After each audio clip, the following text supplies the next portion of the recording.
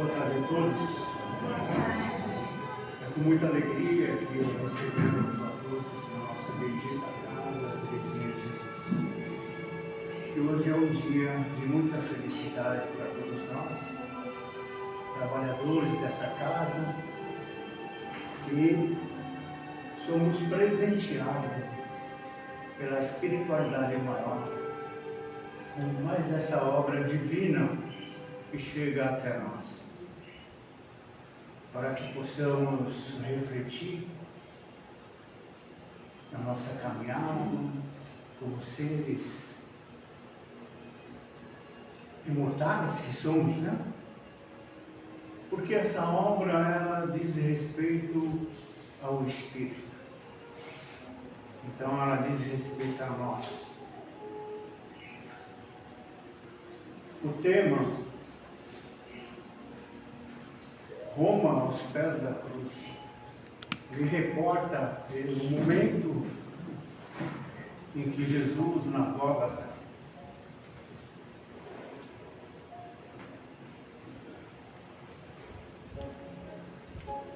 e seu último suspiro conseguiu ainda levantar os olhos ao céu e pedir a Deus que nos perdoasse pelo que nós estávamos fazendo.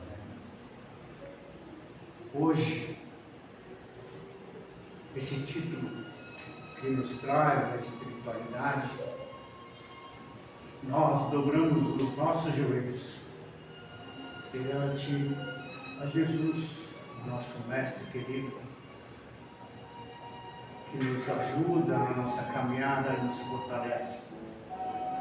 Então, hoje, com a graça de Deus e nosso Senhor Jesus Cristo, a nossa irmã Nadir Gomes vai ter o privilégio de apresentar essa grande obra psicografada por ela, pelo Espírito de Juliano VII. E são 3 livros, né, de Roma. Esse é o terceiro. E eu lembro hoje, ao descansar em casa, estava refletindo, não li o livro, mas veio na minha mente uma cena do livro Roma, primeiro. Quando passou, eu li o livro, mas eu projetei essa imagem na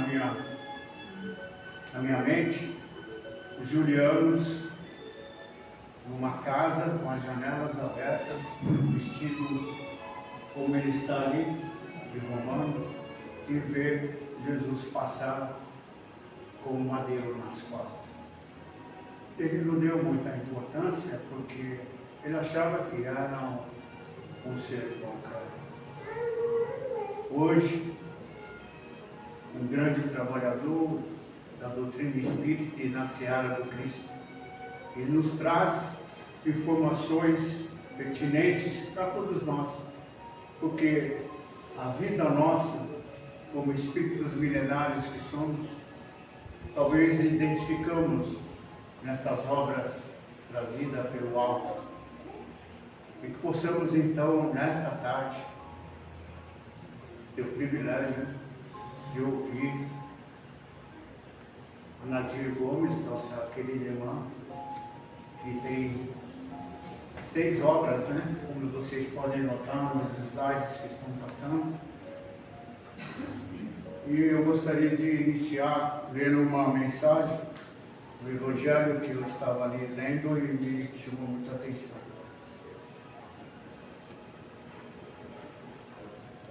É o capítulo 13, não saiba a vossa mão esquerda o que dê a mão direita. Chamo-me caridade. Siga o caminho principal que conduz a Deus. Acompanhai-me, pois conheço a meta que deveis todos visar.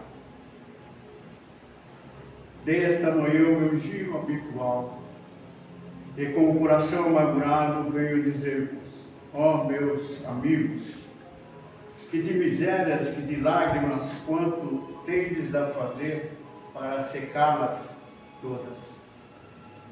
Em vão procurei consolar algumas pobres mães, dizendo-lhes ao ouvido: coragem. Há corações bons que velam por vós. Não sereis abandonar a consciência. Deus lá está. Sois dele, amadas, sois suas eleitas. Elas pareciam ouvir-me e volviam para o meu lado os olhos arregalados de espanto. Eu lhes lia o semblante que os seus corpos, tiranos do espírito, tinham fome e que, se é certo que as minhas palavras desserenavam um pouco os corações, não lhes reconfortavam os estômagos. Repetia-lhes: coragem, coragem.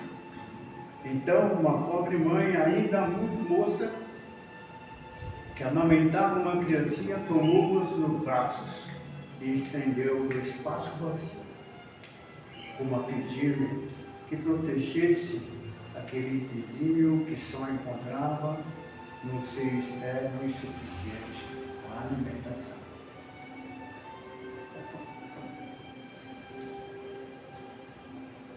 Então, pedi a todos que fechem os olhos.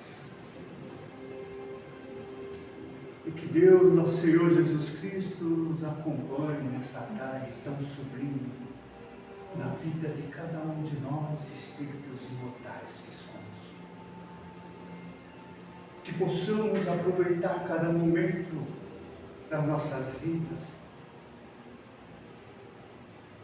Que possamos nós buscarmos no Cristo a sua angelitude, o seu amor, o seu perdão, para conosco e para com o nosso próximo. Que possamos nós caminharmos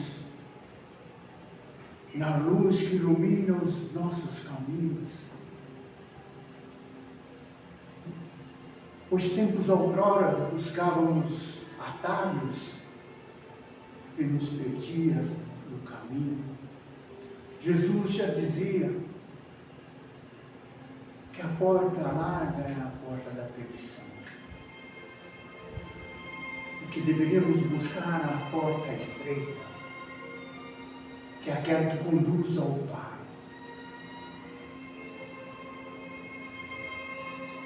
Que é aquela que conduz a transformação do homem novo para o homem velho.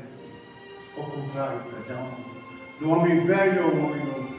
Como dizia Paulo de Tarso, o homem transformado no bem, na caridade, na perseverança, voltado o seu amor a Jesus, esse mensageiro de Deus, que quando aqui esteve só trouxe amor e esperança para cada um de nós. Que ele possa ser um modelo, guia na vida de cada um de nós. Obrigado, Senhor Jesus, por tudo que fez por nós e ainda faz, caminhando lado a lado com cada ser aqui encarnante, fortalecendo para superar as suas dificuldades e as suas mazelas do passado. Obrigado, Senhor Jesus, que esteja conosco, fazendo companhia a cada um de nós, e que o seu amor possa tocar o coração de todos que aqui se encontram. Que assim seja, graças a Deus, em nome de Jesus.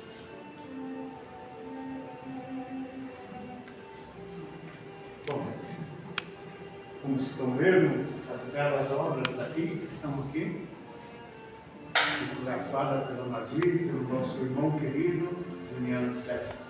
E a Nadir vai falar um pouquinho da trilogia dos livros, né? Que é esse Roma aos pés da cruz, Roma dos meus amores e das minhas dores, e o Roma, a luz do senhores estão falando. Então, boa tarde, pessoal, amigos. Estou muito feliz, né, por estar aqui mais uma vez. Eu vou me repetir um pouco, porque a gente está sempre falando desse livro, então algumas coisas que eu estou falando, nossa, eu ouvi isso, mas eu vou me repetir, porque hoje eu vou me repetir de uma forma especial, porque é o fechamento de uma trilogia, né, que é Os Três Irmãos, né. Eu levantei hoje, acordei muito cedo e falei, deixa eu fazer uma sinopsezinha da reunião para mim não fugir, porque quando eu começo a falar, eu vou falando. E eu comecei a escrever, já não tem condição. Agora eu estou até perdida, tanta coisa que eu escrevi, eu falei, pelo amor de Deus. Aí só senti alguém falar assim, não pegue nada. Então, não vou pegar nada. Só vou deixar aqui uma aqui, que eu quero falar um negócio para vocês, que está aqui, e eu tenho que falar certinho como está. Então, assim, todo mundo já conhece lá no menos, né? A maior parte das pessoas que estão aqui, né? Sabe que Julianos começou a escrever. Eu comecei a escrever um livro em 1999, que foi O Santo de Deus. Eu nunca imaginei na minha vida que eu fosse escrever. Nunca imaginei, sabe? Nem passava pela minha cabeça. Aí veio esse livro, O Santo de Deus, que é a história do Fábio, né? Que acho que muita gente já conhece.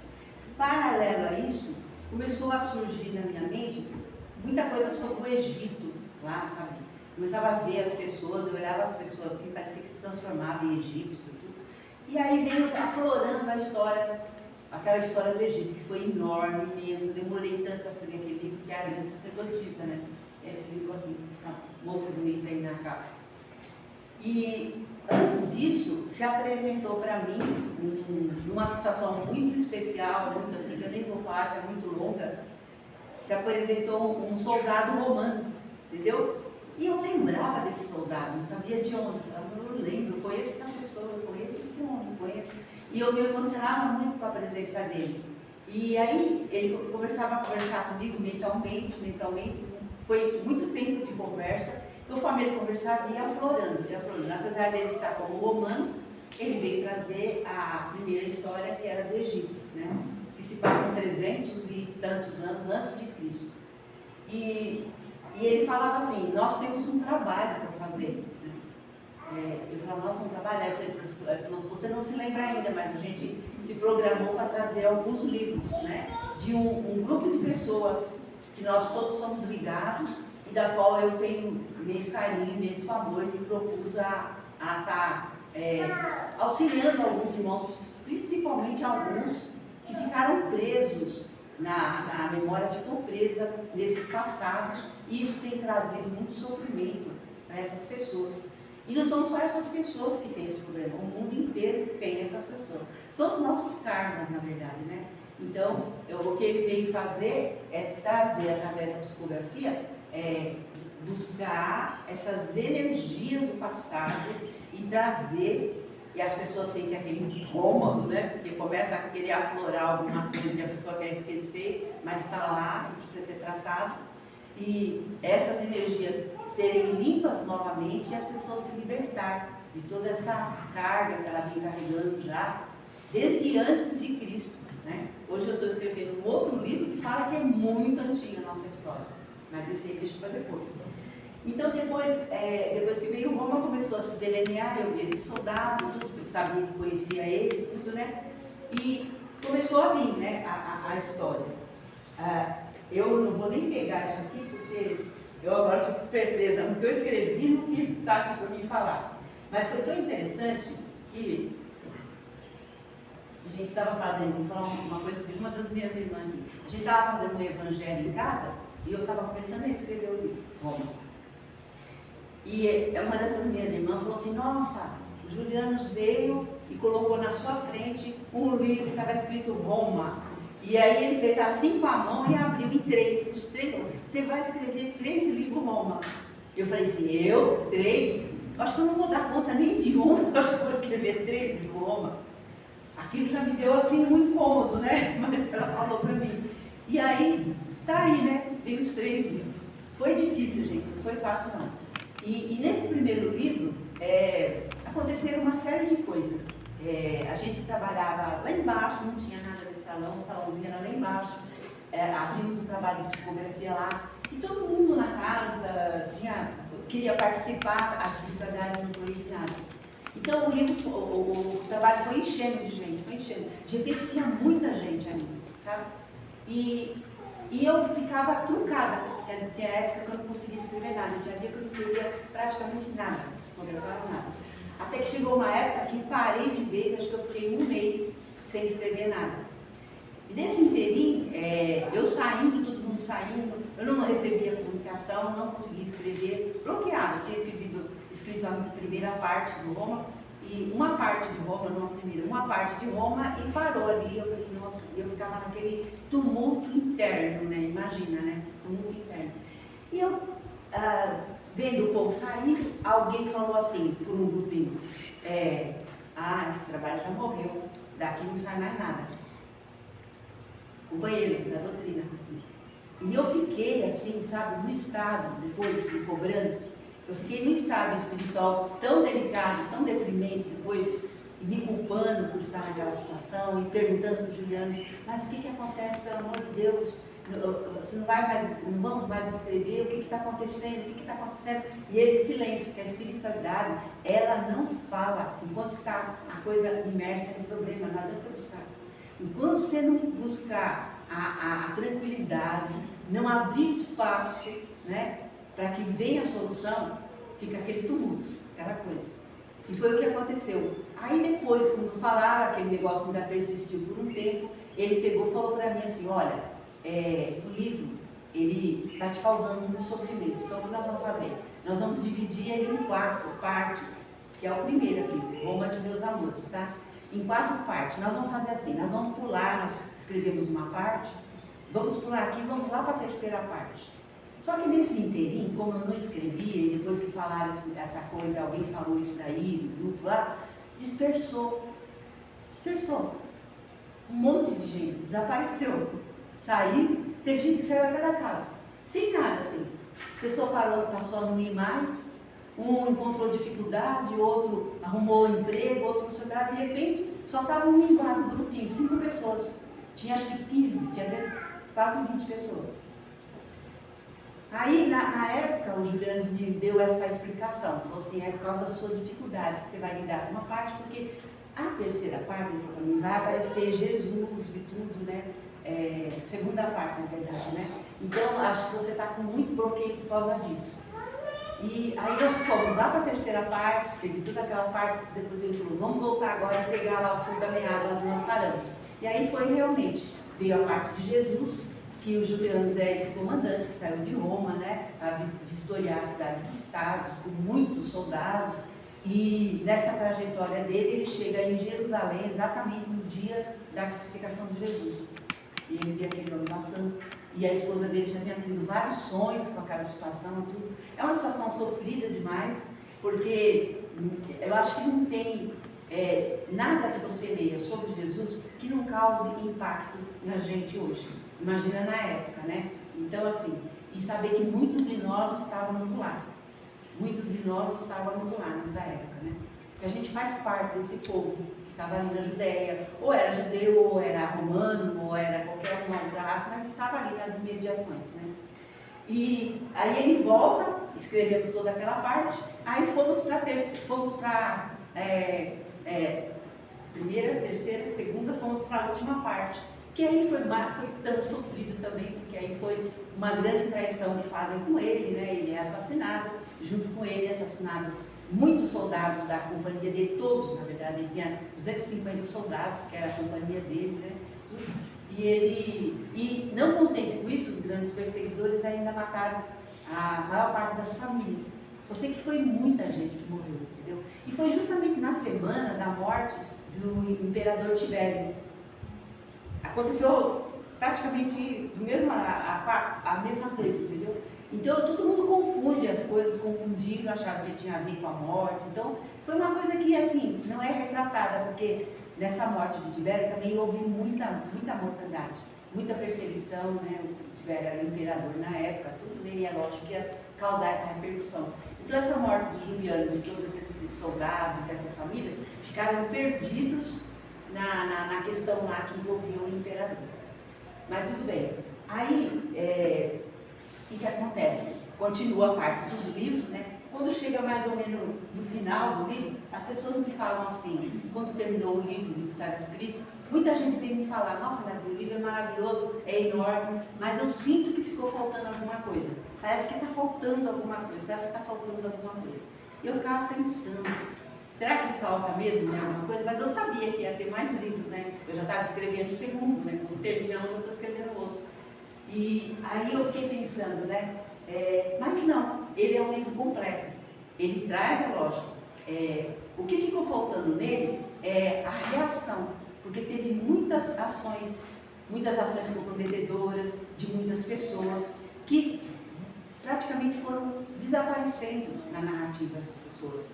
Mas a vida aqui era a vida dos Julianos e da Naira. Então a vida dos dois teve começo, meio e um fim.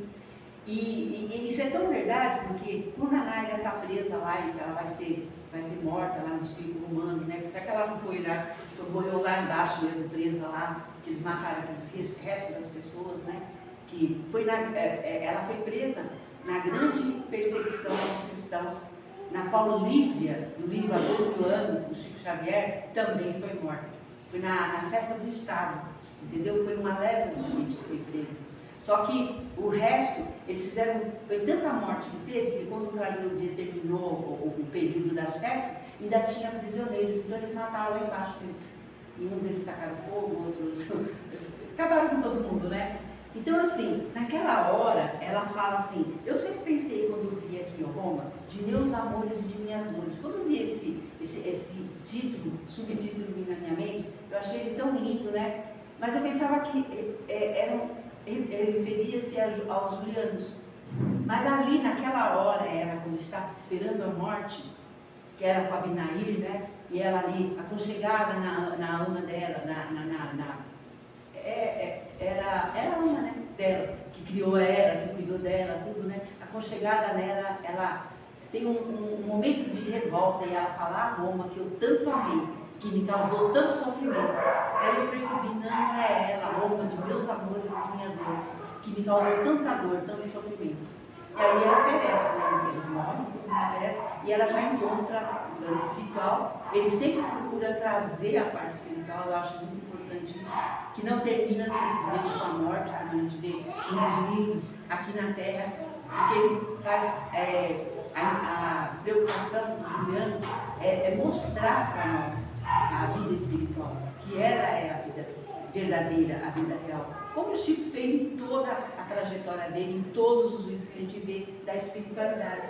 Mas aí ele mostra, né, o encontro deles na parte espiritual, aquele fechamento, né, o chamamento de Jesus, quando chama os mártires lá, né, muitos chamados, poucos escolhidos, né, vão tudo em encontro a Jesus e para receber novas tarefas, tudo, né. E aí encerra-se esse livro.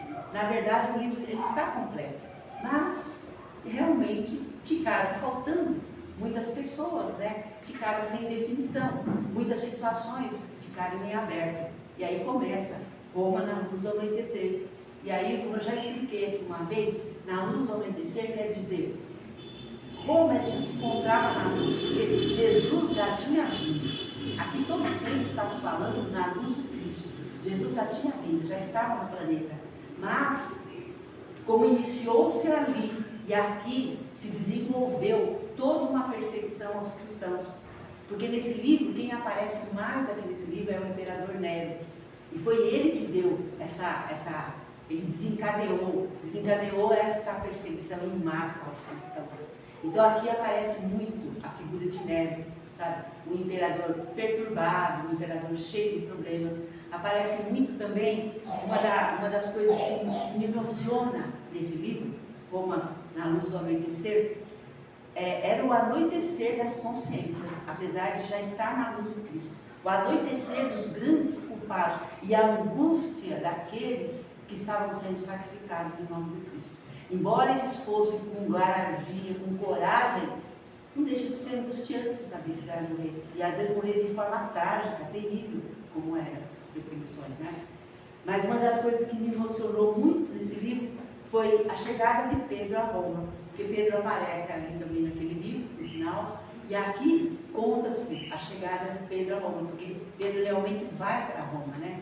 Então, nessa ida de Pedro a Roma, o que acontece? A primeira coisa que acontece ali, que liga ele ao meu livro, é que ele cura uma pessoa louca obsediada, que vivia gritando nas ruas de Roma, que é justamente um personagem importante da primeira parte do livro. Então, ela é curada por Pedro, né? E vamos falar um pouquinho só de Pedro. Eu até trouxe aqui duas coisas para falar para vocês. Pedro é aquela pessoa que Roma quer dizer antes e depois de Cristo e antes e depois de Pedro. Porque a partir do momento que Roma se dobra perante a cruz, quem começa a ter nome em Roma é Pedro. Entendeu? Pedro que vai. Isso que fala de Pedro. A praça onde os julianos dava guarda, tudo passou a se chamar 300 anos depois, Praça São Pedro, né? Tudo ali, em frente ao Capitólio, aquelas coisas lá, né? Então, assim, na época do grande, a outra coisa desse livro aqui também, que me marcou muito, porque eu via aquela situação, aquelas cenas todas acontecendo, é o grande incêndio de Roma, que foi um incêndio pavoroso, gente. Foi um incêndio pavoroso, que praticamente destruiu quase 3/4 da cidade de Roma. Então, muita gente morreu, muita gente gritando, muita gente queimada. Então, ele traz ali, sabe, socorro àquelas pessoas. As pessoas ficavam tudo nas ruas deitadas e sendo socorridas por um, por outro, tendo que tirar aquelas pessoas, porque o fogo não se apagava, dias e dias e dias queimando. Eu até esqueci quantos dias mais no meu livro que está falando, quantos dias ficou aquele fogo. E houve toda essa agitação e muita gente começou a fugir de Roma, a ir embora, sair, porque não tinha como ficar ali, né? E Pedro, ele vai sair de Roma. Eu não sei se vocês conhecem ou já viram a expressão que chama Quo Vadis. Tem um livro e tem um filme chamado Quo Vadis. Há 50 anos atrás, eu ganhei esse livro, chamado Quo Vadis. E eu li, é um livro maravilhoso, ele é enorme, é em líquido, não sei o que lá, o nome parece que eu busco polonês, é muito difícil de pronunciar o sobrenome, se alguém se interessar depois. Ele fala, assim, com pormenores, todo o reinado de Nero, tudo o que aconteceu aos cristãos nessa época, né?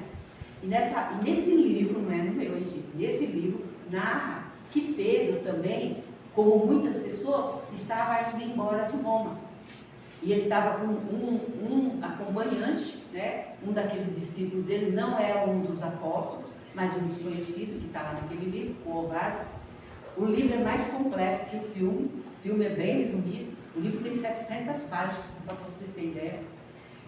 Ele está também indo embora. Quando ele está à porta de Roma para sair, Pedro nessa época está com mais de 80 anos, gente, imagina.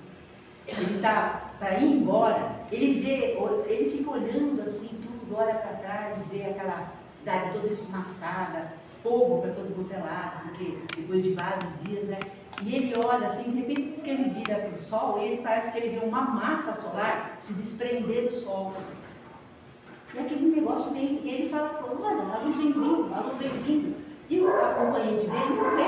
Fala assim, mas eu não estou vendo nada. Olha a luz está chegando, está chegando. Quando vai chegando perto, é Jesus. Entende? É Jesus. E aí o outro não vê nada, aí ele se joga no chão, põe a testa no chão e fica falando, mestre, mestre, é o Senhor, mestre, é o Senhor, mestre. E de repente, ele levanta e fala, onde vai, Senhor? É Quo Vadis Domini. Quer dizer, aonde vai, Senhor? Que Jesus vira as costas e começa a ir em direção a Roma. Aí ele fala, eu até anotei aqui para não correr o risco de errar. Ele fala assim, porque tu abandonaste meu povo, vou a Roma, para que me crucifiquem outra vez. Então, Pedro, ele fala isso e começa a sumir. E Pedro fica de pé, olhando. Aí ele entende o que Jesus esperava dele. Ele entende.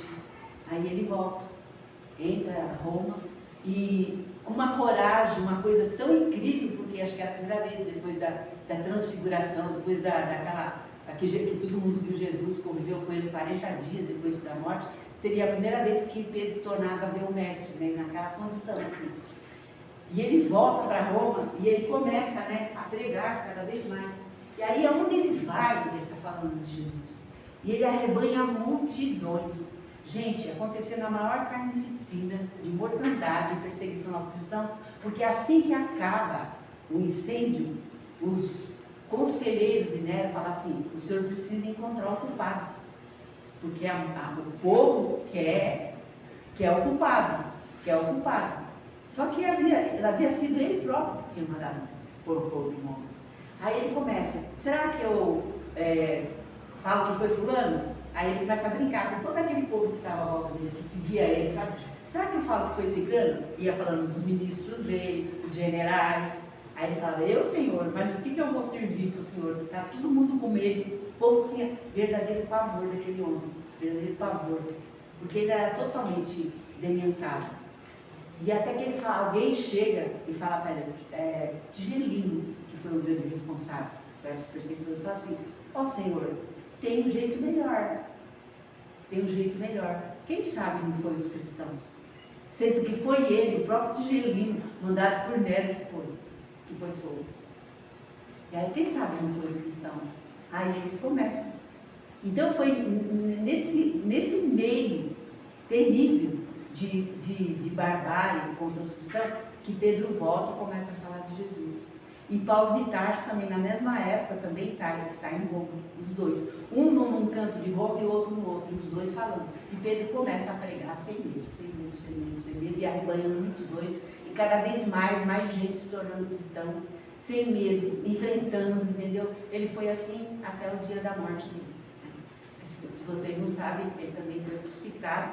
Na hora ele foi condenado a crucificar igual você, é teu mestre, então você vai morrer igual a ele. E na hora que foram, ele tranquilo, vendo ali tudo a cruz, tudo os cravos que ele ia ser pregado, ele falou assim: ó Senhor, eu não mereço ter a mesma sorte e a mesma morte que o Senhor. Aí o comandante, o centurião lá dos soldados falou: por isso não, a gente vira de ponta cabeça. Aí viraram de ponta cabeça. E ele morreu assim. No mesmo dia, Paulo de Tarso, em outro lugar de Roma, também foi degolado. Né? Então os dois tiveram a morte no mesmo dia. Então a gente percebe que foi ali o coroamento da perseguição aos cristãos. E essa perseguição, gente, vai, e o livro continua, né? Conta a história, termina, traz os culpados à tona. Esse livro mostra a lei de ação e reação acontecendo, cada uma daquelas pessoas que vai acontecendo com cada um deles. Então nenhum ficou para trás, nenhum ficou esquecido. Foi trazendo assim a sorte que cada um teve, que cada um colheu aquilo que mereceu. E aí passam-se, daqui para cá, passam-se mais 250 a 300 e tantos anos, que esse livro começa 250 depois de Cristo. Aqui, o que Juliano narra aqui? Ele narra a última grande perseguição aos cristãos. Sempre os livros dele estão tendo como pano de fundo Jesus, os ensinamentos de Jesus, de alguma forma. Entendeu? Então, nesse aqui, por que é aos pés da cruz? Porque no finalzinho do livro vocês vão ver, fala assim: Roma finalmente se dobra ante a cruz do Cristo. Então, assim, tem toda a trajetória, a história, né? A história do Ângelo, que é um soldado também, que vem a ser o próprio, né? Vocês não vou ficar contando, mas que vem a ser o próprio, né? Tudo transcorre aqui, mas eu nem sei se eu notei coisas diferentes ali, mas deixa eu ver aqui na minha mente. Uma passagem dessa narrativa que me emocionou muito por causa da emoção do próprio Juliano, quando escreve, é quando ele fala sobre um soldado, né, o capitão dele, o capitão cristão. Tá? E, assim, quando eu comecei a escrever esse livro, comecei a perceber a presença de um soldado romano. Aí eu via passar assim, eu falava: Juliano, aquela capa vermelha, né? Você vê o reflexo assim, né? Eu falava: mas parece que não é o Juliano, né? Eu falava: acho que não é ele. Mas que estranho, que será esse soldado? Eu falava. Olha, gente, eu ficava em guarda, porque quando eu estava escrevendo o primeiro livro, teve uma pessoa encarnada que se disfarçou dos Julianos e veio falar para mim que eram Julianos, em espírito, em espírito. E eu ficava olhando e a pessoa era, da época, era soldado, sabe? E eu ficava analisando, falei, mas esse não é o Juliano, não é o Juliano, sabe assim, aquela coisa assim, sabe? Até que fui espremendo a minha mente, aí eu descobri quem era, eu comecei a fazer peça e descobri quem era, né? E esse soldado, não, mas esse soldado tinha uma leveza, sabe? Passava uma coisa tão maravilhosa, eu não cheguei a ver o rosto dele, gente, mas eu via direitinho, aí eu ficava pensando, um dia ele tirou o capacete, conforme ele tirou o capacete, eu vi que ele tinha o cabelo todo encaracolado, e os Julianos não tinham, né? Falei, não é o Julianos, não é o Julianos esse espírito.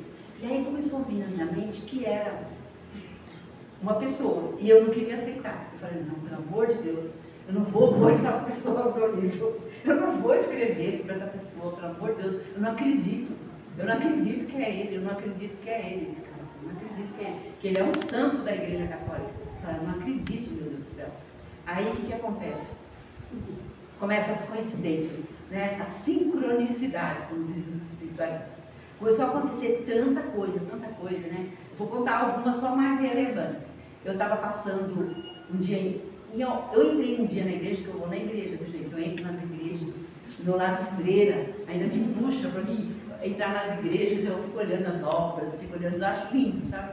Mas é o meu lado freira ainda que fala, que me puxa para isso daí, porque eu fui freira, né, em outra encarnação. E aí eu entrei e sentei no banco, não sentei um papelzinho do lado. Quando eu abro, oração de São Sebastião. Eu falo, nossa, meu Deus, dobrei a oração e guardei.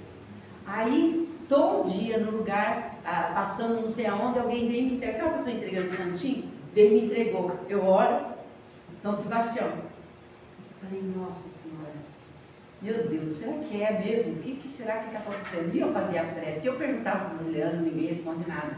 É um silêncio total, ninguém fala nada. E eu naquele martírio, sabe? Naquele martírio. E a história vindo. E eu sabia que esse tal capitão ia aparecer na história. Eu falei, eu preciso definir, eu preciso ter certeza. Se eu não tiver certeza, eu não vou escrever. Eu rasgo tudo, eu falava, rasgo tudo essa parte. Eu falava várias vezes para o Juliano. E aí eu estava na rua andando ali na Lapa, vi um negócio brilhando no chão. Sabe assim? No meio daquele mundaréu de gente, aquele brilhozinho, fui lá, abaixei e peguei. Vai ter uma coisa preciosa, né? Uma medalhinha, adivinha de quem? São Sebastião. São Sebastião. Aí tudo bem, eu falo, meu Deus do céu, e agora? Aí tudo bem, passou.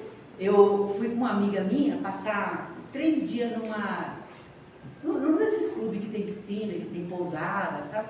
Chega lá, eu não gosto de piscina, então eu fiquei, e não tinha nada no lugar, não tinha nada, um ermo. E tinha uma maca, assim, à volta, que pertencia ao clube. Aí eu ficava na maca, rodando, entrando aqui, entrando ali, vendo planta, e descobri uma capelinha, no meio daquele mato. Descobri uma capela, pequenininha, sabe? Bonitinha, assim, toda fechada lá, não tinha ninguém. Eu puxei, empurrei a porta, sabe? Falei, eu vou entrar aí para ver o que tem aí dentro. Ficava tentando olhar por fora, não conseguia ver nada. Empurrei a porta, e quando eu empurro a porta, eu dou de cara com o quê?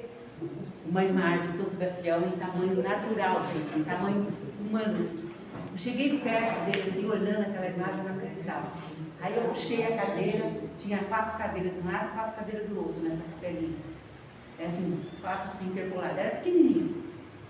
E eu fiquei ali.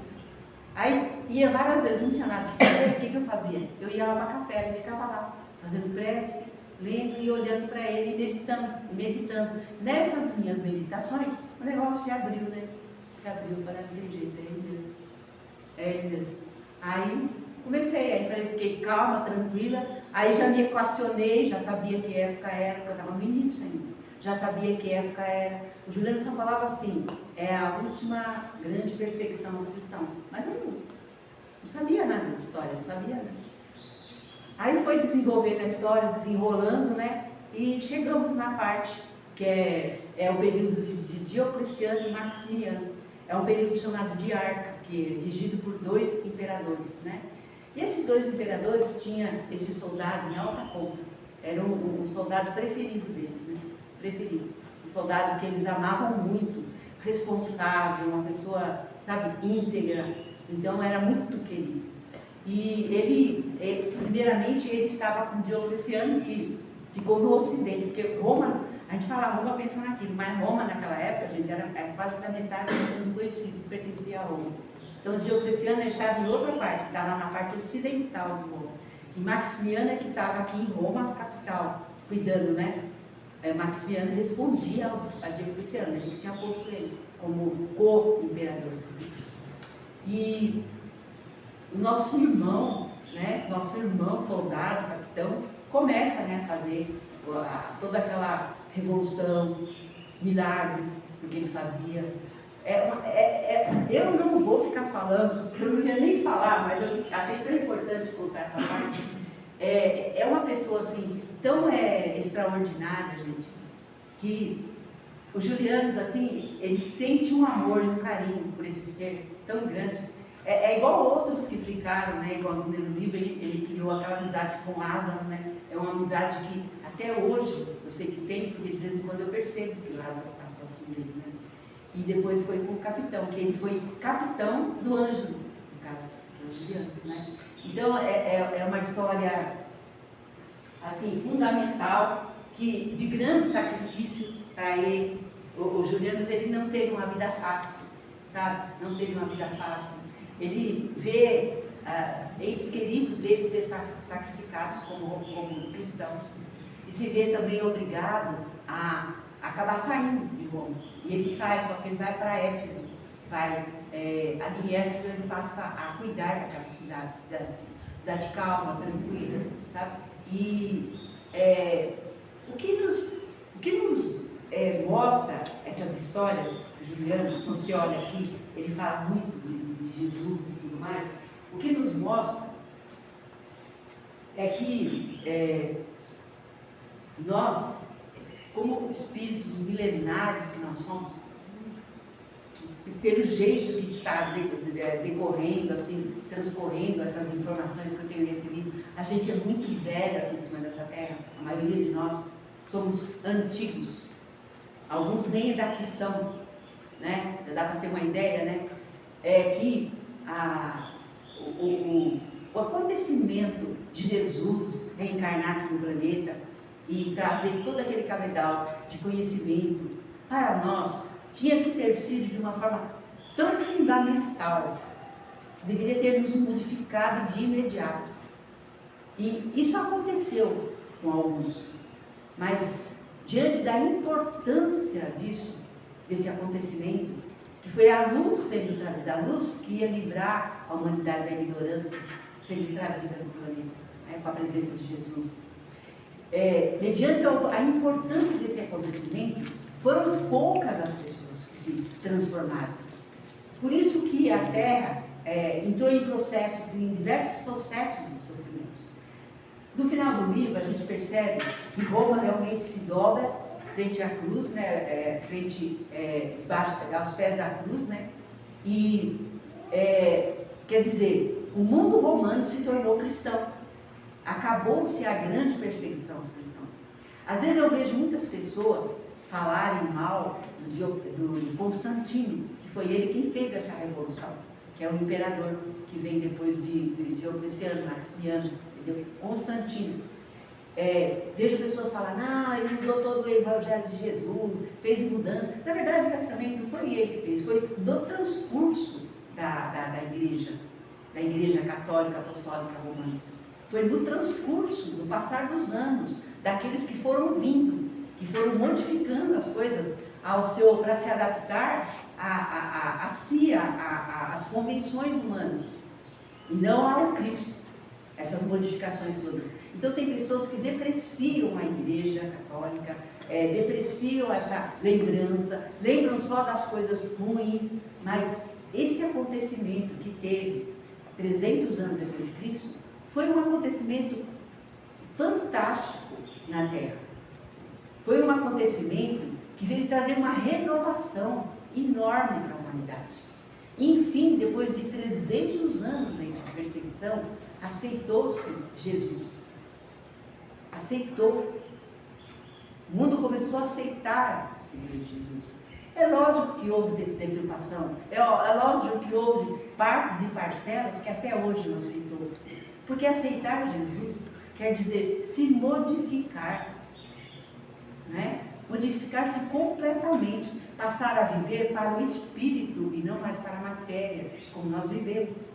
Nós vivemos imersos na matéria, iludidos pela matéria, enseguecidos pela vida material, valorizando somente as questões materiais. Pouco nós valorizamos as coisas do espírito. A gente acha que se fez uma prece durante o dia enquanto fazemos. Eu até me incluo junto, não estou aqui julgando ninguém. Eu falo tirando por mim.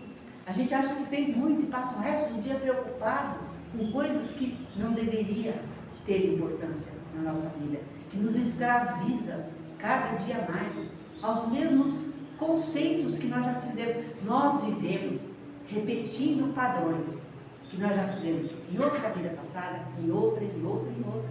A gente vem repetindo. Então, para a gente quebrar uma deficiência moral que a gente detecta na gente mesmo, custa muito, é muito difícil, a gente tem muita dificuldade. Haja visto um vício, como é difícil a gente mudar. Mas por quê? Por conta da gente primar por esses valores enganosos, que é valorizar mais tudo que se relaciona à vida material do que o que se relaciona ao espírito, que é o que nós somos. Porque todos nós sabemos que vamos desencarnar, mas morremos de medo de desencarnar, quando deveria ser uma coisa que é natural para nós, para a gente aceitar com serenidade, tranquilidade. A gente não iria passar pelos umbrais da vida, que fala, todo mundo passa. O umbral nada mais é que confusão mental, que a gente vai para onde as nossas preocupações nos levam. Depende do teor da nossa preocupação, a gente vai para determinados lugares que já existem plasmados, porque tem muitas almas que estão ali naquela sintonia, né? Então, na verdade, essa aceitação nossa, e estou dizendo isso, não como um desvalor para a vida material. Não, porque a gente precisa reencarnar. Porque se a gente não reencarna, a gente fica meio que estacionado em relação a tudo aquilo que a gente tem que aprender na matéria. Na matéria. A gente tem que aprender na matéria. Entendeu? A gente tem que se tornar cientista em todos os sentidos que você possa imaginar. Ter capacidade, sabe? Capacidade de entendimento para conter. Por isso que nós temos muitas e muitas vidas. Porque a nossa inteligência, gente, quando Jesus fala assim, vós sois deuses, ele quer dizer que a nossa capacidade é imensa. A gente não faz nem ideia da capacidade espiritual que a gente tem. Mas para ela se expressar, nós precisamos estar aberto às mudanças, aceitar as mudanças, ser grato à presença divina, à presença de Jesus entre nós. Jesus, ele não se fez e não se formou em um dia. Já imaginou quantos bilhões de anos para ele se tornar a luz que ele era, para Pedro ver ele como se fosse uma massa que saiu do sol e chegar ali até ele. Foi diminuindo até chegar a ele como Cristo. E Jesus é essa luz. É um ser que ilumina o mundo.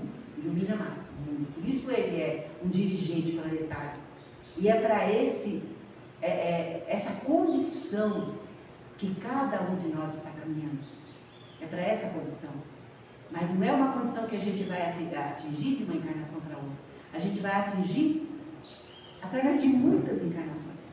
Então, quando a gente desmistificar, perceber que o mundo espiritual é maravilhoso, né? A gente abrir por isso que as mediunidades cada vez mais estão se abrindo na humanidade, para quebrar esses receios que a gente tem, para a gente perceber os nossos entes queridos amparados. Às vezes desencarnam doentes, daqui a pouco a gente está vendo eles bem, remoçados, renovados. E eu tenho irmãos que estão assim, desencarnou com 50 anos, agora quando eu vejo parece que tem 20. Eu falo, nossa, bendito spa que vocês têm aí, né? Clínicas de rejuvenescimento, porque todo mundo fica bonito, fica jovem, né? Com problemas, os problemas deixam de existir, mas eles têm que trabalhar para isso por lá. E lugares maravilhosos, entendeu? A mediunidade, ela cada vez mais vai se abrir na humanidade para que a humanidade perceba essa realidade espiritual. Que aqui na matéria a gente vem para trabalhar, dar o nosso melhor, contribuir com o planeta, mas a nossa verdadeira morada é na parte espiritual. Tá? a quem assiste o nosso lar vê como que é lá, coisa maravilhosa, ao mesmo tempo trabalho não falta, né? Não sei se eu teria que falar mais alguma coisa aqui, nem sei, que eu já vi. Falei que outra coisa aqui. Então é isso, gente, é um livro, assim, é um livro muito bonito, é um livro que todo mundo que lê fala, nossa, eu chorei. Chegou uma parte aí que eu chorei, eu falei, ah, tá bom, então eu chorei também quando estava escrevendo. Então é um livro bonito, sabe? E a gente fecha com isso, então, a trilogia, tá? Quando eu estava no segundo livro, só voltando um pouquinho lá, eu estava tão cansada de lidar com a questão Roma, tão cansada que, meu Deus, eu não quero mais escrever sobre esse tema, né? Aí eu comecei a sentir a presença do Fábio, que escreveu O Instante de Deus. Comecei a sentir a presença dele e começou a desenrolar coisa na minha cabeça. Aí eu pensei, eu acho que não me dá descanso. Aí eu descansei escrevendo esse livro aqui, o Prisioneiro de Si Mesmo. Descansei escrevendo esse. Mas descansei de Roma, mas é um assunto muito difícil também, né? Mas descansei um pouco. Quando estava terminando, aí já começou a vir o Roma aos pés da cruz. Tá bom, gente? Então é isso. Se alguém tiver alguma pergunta para me fazer, estou aqui, a gente. E Juliano também está, já sei que ele está aqui, né? Se alguém quiser. Não sei se eu tenho mais alguma coisa para falar dele. Eu já falei demais aqui, né? Então é isso, gente, tá bom? Estão aqui entregues em mãos 3 Roma, tá? Se vocês quiserem ler, também tem na biblioteca. Tem pessoa que não gosta nem de comprar livro, né? Meu irmão Sérgio não fala, ela não, tem nem lugar de pôr. Aí quando ele vai comprar, ele compra em como chama PDF, né? Mas nós temos na biblioteca também, tá? Eu vou esperar um pouquinho, daqui a pouco eu ponho esse aqui. Vou esperar ver se vem um pouco mais, aí depois eu ponho lá. Mas estamos aí, gente, com vocês aqui, ó, trazido pelas minhas mãos, mas pela cabeça do nosso irmão Juliano, né? Esse amor, esse carinho que ele tem por todos nós. E de todos os romanos, que eu muitas vezes vejo aqui, olha, aqui eu falo, nossa, como tem romano aqui, meu Deus do céu. Eu só vejo as fardas, só vejo as... A feira tem. Você também percebe, né? Nossa, tem dia, gente, que eu olho, vejo um e falo, nossa, vai ser tanto que foi romano. Nossa, aquele lá também. É um monte de romano que tem aqui, gente. Eu acho que aqui está reunido aí uma parte daqueles 250 soldados que o Juliano tinha lá, que ele levava para qualquer lugar, sabe? 250 soldados lá. Tá? A maior parte está aqui. São os amigos aqui de sempre, né?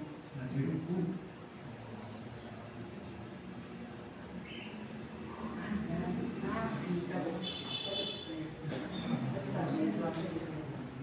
Bom, pessoal, tem uma sessão de autógrafo aqui, então, e tem os livros que estavam fora, o livro, né, estava fora. Quem quiser adquirir, está R$ 47, é isso? Isso. R$ 47. E o passe vai ser o passe coletivo. E a Nadir vai fazer a prece final. Eu agradeço muito. Eu acho que... o Juliano. Eu acho que ele está aqui.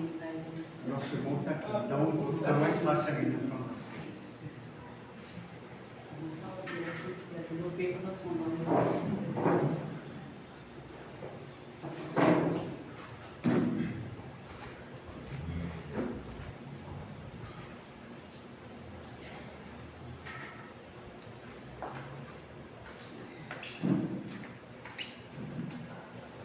Queridos e amados irmãos, é com imensa alegria que meu coração está transbordando nesta tarde, porque realmente, como diz na Bíblia, é o encerramento de uma tarefa que tivemos por quase 10 anos. Os irmãos há de pensar, mas nossa, tanto tempo assim para escrever? Sim, aqui deste lado eu já estou com os volumes construídos já há algum tempo, mas não é tão fácil, amados irmãos, trazer esses nossos trabalhos para a Terra, pelas vias mediúnicas. Porque vocês, como encarnados, passam por tantos entraves, são tantas as dificuldades, amados irmãos, que quando chega a sair um volume, nós já nos damos por felizes. Porque, amados irmãos, vencer estas barreiras entre o mundo físico e o mundo espiritual é uma temeridade, precisamos ser soldados, verdadeiros guerreiros e guerreiras, para levarmos a termo aquilo que nós mesmos decidimos para bem do nosso próprio espírito ou da nossa alma, quando se trata de você estar encarnados. Mas a nossa alegria é imensa, sim, porque começamos este trabalho aqui nesta casa abençoada e temos recebido tanta ajuda, tanto amparo. São tantos os irmãos que nos achegam para nos felicitar, nos fortalecer na caminhada, porque nós também, às vezes, ficamos baqueados frente às dificuldades que vocês enfrentam. Então, o que temos a dizer, meus irmãos? Alegrem-se, porque esta vitória é de todos nós, amados irmãos.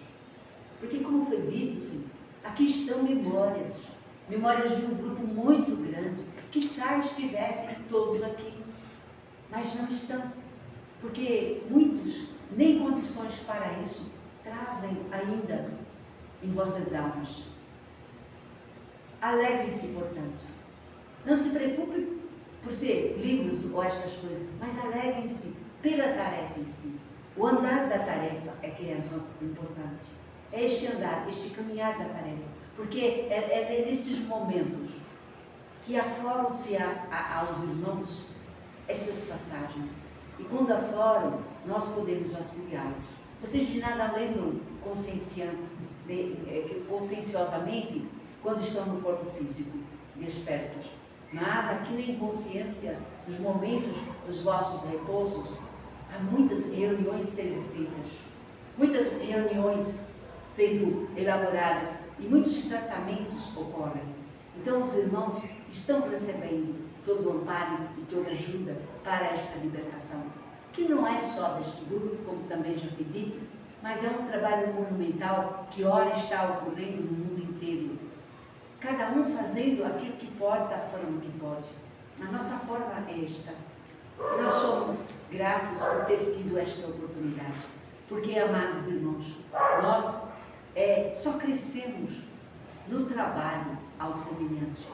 Nós só crescemos quando aprendemos a dividir tudo o que temos. Se nós podemos dividir um pedacinho de pão ou um copo de água com o nosso irmão, por que também não dividir com ele a luz que nós já conquistamos?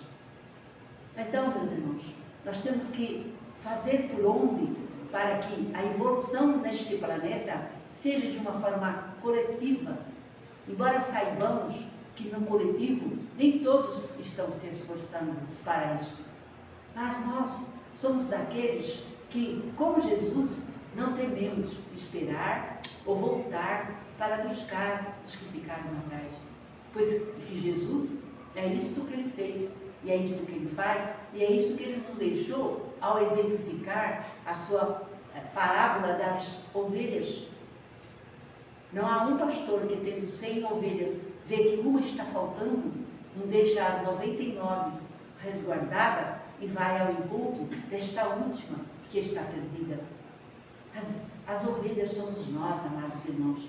Esta humanidade que tem se desgarrado do redil amoroso do nosso Mestre Jesus.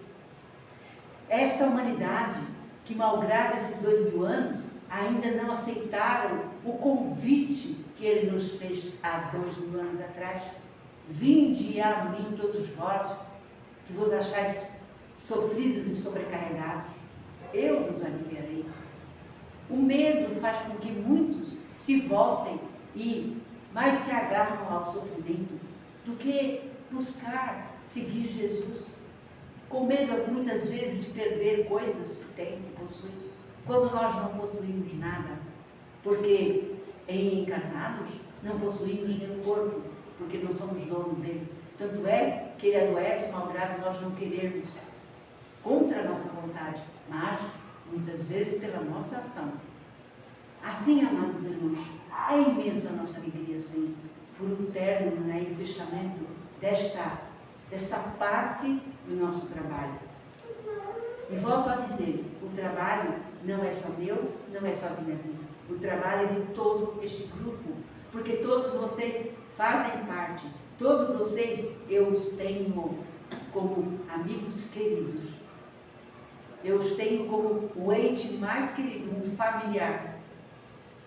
E não me custa, amados irmãos, não me custa esperá-los, não me custa estar junto, não me custa ir buscá-los onde quer que estejam. Somente que a terra não espera. A terra está em franco andamento, em franco progresso e mudança na sua trajetória vibracional. Então, amados irmãos, venhamos juntos todos nós. Eu os convido a estarem conosco. Eu os convido a estarem com Cristo. Porque eu, da minha parte, diante da minha pequenez e humildade, já me coloquei a serviço de Jesus. Conto com cada um dos irmãos para que façam o mesmo, amados. Não se detenham, decidam-se e coloquem-se ao lado do nosso Mestre, porque Ele só aguarda aumentar o número desses que estão sendo chamados, para que todo o processo se desenrole de uma forma mais rápida. Nós deixamos aqui aos queridos companheiros nosso maior carinho, abraços sinceros deste caminho, que vocês estejam felizes dentro de vocês mesmos, com todas as vossas conquistas, sejam elas na matéria principalmente, sejam elas dentro de vocês mesmos, em se melhorando. Mas principalmente, amados irmãos, não se percam de Jesus e não percam a noção de que vocês são espíritos em primeiro lugar. Vocês estão caminhando de retorno à pátria espiritual. Fiquem sobre as bênçãos de Deus, o amparo do nosso amado Mestre Jesus e ligados a esta pleiade de irmãos espirituais que converge a esta casa neste momento. Muita paz a todos.